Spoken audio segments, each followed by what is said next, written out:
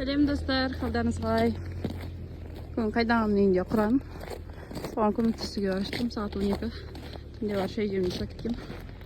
Ылғи үй жақты түсіре берем, көмін жақтарды түсірейін дептім сіздерге.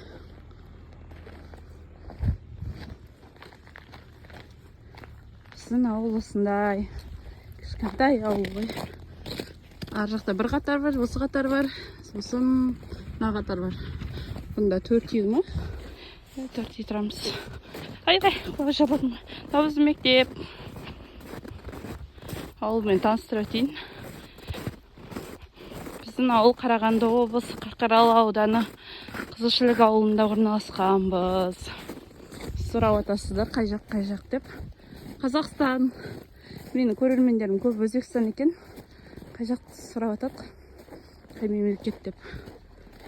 Сол достар. Мен қайнағаммен келіп қалдым уже.